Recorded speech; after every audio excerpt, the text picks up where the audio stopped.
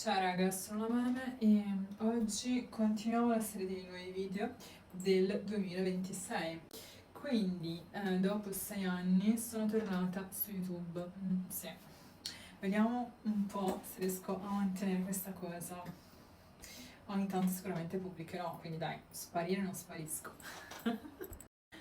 Allora, dal 2020 non sto più pubblicando su YouTube. Bene, siete accorti? Ho visto quel commento recente che dice: Ma dove sei sparito? Dove sei sparita? Sei ancora viva? La risposta è sì, sono ancora viva. Guardate quanto sono cambiata. Cioè, di recente ho fatto questo nuovo taglio dei capelli. Avevo fatto anche il video di come tagliare i capelli. Ce l'avevo dal Sederes e adesso ce li ho da qua. Anche qua sono cambiate un po' di cose. Ma tempo al tempo aggiorniamo tutto quanto. Una cosa alla volta vi dirò tutto. Allora, oggi voglio parlare dell'argomento che avevo trattato negli ultimi video, che in realtà è l'argomento per cui ho fatto un po' l'esordio su YouTube, cioè che sono approdata, che sarebbe l'argomento chirurgia, in particolare le labbra. All'epoca facevo le labbra con la Hyaluron Pen, ve lo ricordate? Sapete insomma di questi video che avevo fatto.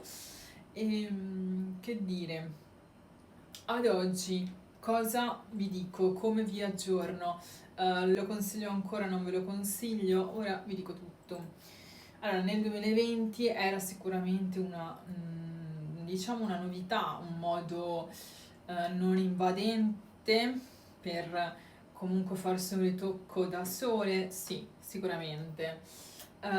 Sicuramente sì, ma con quanti limiti? Cioè, nel senso, io l'ho utilizzato per un periodo, questo metodo, un annetto, insomma, qualche ritocco l'ho fatto, 3-4, insomma, forse di più, però insomma era 2020, non ricordo i dettagli, ecco, e ogni quanto lo facevo, però diciamo che lo facevo sul labbro superiore. Il problema è che questo tipo di metodo aveva troppi limiti, ovvero la perdita di prodotto, ok? Un po' too much, nel senso che andavi a perdere per gli spari che facevi un po' troppo prodotto, sinceramente. E quindi abbastanza spreco perché alla fine la fiala, insomma, almeno un terzo veniva persa. Io non sto dicendo numeri a caso, un po' meno della metà, ecco, perché purtroppo gli spari non andavano, insomma, tutti a buon fine, anzi quando vai a fare lo sparo, se non hai preso bene il punto, se non hai selezionato bene la quantità, se non hai selezionato bene la pressione dello sparo, quindi la potenza, è un attimo che quello sparo uscirà fuori pelle e il prodotto non penetrerà, insomma, e quindi vai di nuovo, carica e riprova. Sinceramente per spreco di prodotto già vi dico, proseguiamo con altri pro e contro.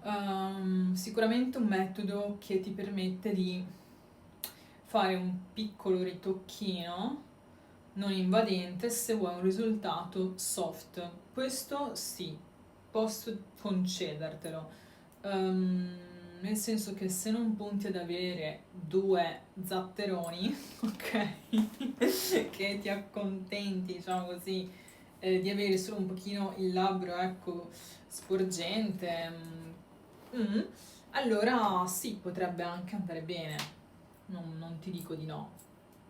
Sì, però non so dirti se sotto funziona effettivamente, perché io lì all'epoca lo facevo solamente sopra perché appunto volevo una cosa soft e devi sempre tenere conto che nel labbro inferiore la pelle è più spessa come sicuramente penetra lo stesso, però se già sopra c'era qualche difficoltà, insomma, prevedo perdita di prodotto ancora maggiore nel labbro sotto, a meno che non lo fai solamente sopra, che si può fare sinceramente, non ne vedo nessun problema, puoi farlo anche solo sopra e hai un effetto così, cioè per esempio io lo facevo solo sopra perché di natura sotto il labbro sinceramente era ok, cioè avevo praticamente quello sopra molto fino e quello sotto più pronunciato e andavo sempre a correggere questa differenza. Ok, quindi se vuoi, stavo dicendo, un effetto anche soft ci può stare. Poi, premessa che non so se il prodotto, cioè la Hyaluron Pen, è ancora disponibile. Io all'epoca ne avevo presa una, poi l'avevo persa e l'ho anche ricomprata. Pazzia. In tutto più o meno spendevo 200 euro, mi sembra che costasse nel 2020. Adesso non so nemmeno dirti se questo prodotto esiste ancora perché non l'ho più cercato. Sicuramente dal link che ho messo avete notato che non c'è più. Era un sito coreano, ma secondo me da qualche parte si trova ancora. Da qui a dirti però dove, quando e perché non lo so perché non l'ho più utilizzato come metodo. Poi, oltre allo spreco di prodotto, si deve parlare un po' anche del risultato finale, ovvero non essendo un ago che vai a inserire e rilasci il prodotto, la quantità che stai andando a inserire intanto è molto superficiale, ma questo non è neanche tanto un problema. Il problema è che più che altro è un effetto un po' puntinato, cioè vi ricordate quando alle elementari si colorava a puntini? Più o meno un similare, ecco. Potrebbe essere un problema? Sì, ma si può correggere con un po' di manipolazione del labbro, ok? Quindi andando a lavorare con i polpastrelli quella parte, si può andare a correggere. Ehm, Basta, detto questo mi sembra che ho risposto. Che altro dirvi? Lo rifarei, lo utilizzerei ad oggi? No, perché poi all'epoca mi andava bene un effetto un po' soft, adesso sinceramente preferisco fare una passata fatta bene e basta invece che andare lì, mi metto lì, so che ci metto tanto tempo, spreco tanto prodotto e il risultato non è un po' troppo soft, ecco, quindi dipende un po' voi che cosa volete, cioè poco da dire, poco da fare, dipende da cosa voi cercate. Se volete un effetto soft, comunque dovete andare incontro a una spesa di, non lo so se ancora costa 200 euro, questo non ve lo so dire. Ni, ni, ecco.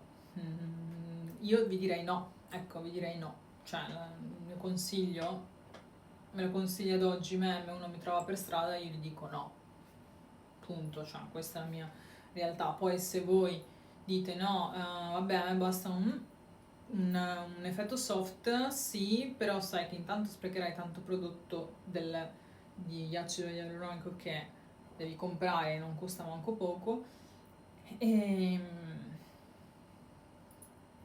secondo me non ne vale la pena. Ecco, poi più che altro perché lo sparo è difficile che vada a penetrare, cioè fai tanti spari in cui sprechi il prodotto non esce perché non riesci a farlo penetrare effettivamente dentro al labbro.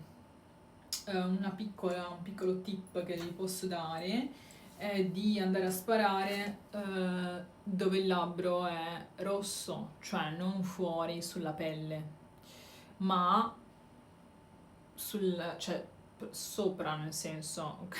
Non so se mi sono spiegata, cioè non qua sopra, no? Ma proprio sul labbro, ok? Lì la pelle è più fina e è più facile che riesci a bucarlo con quella piccola pressione, piccola tra virgolette, che fa la pen. Ok, quindi io facevo sicuramente così, me lo ricordo dai video, insomma, e ricordatevi di farlo lì, cioè anche poi se andate sotto, sempre sul labbro, mai sulla pelle, perché non penetrerà mai praticamente, secondo me. E nulla, spero di esservi stata utile e farò altri video, quindi ricominciate un po' a seguire il canale, ditemi un po' che cosa volete sentire, di cosa volete parlare.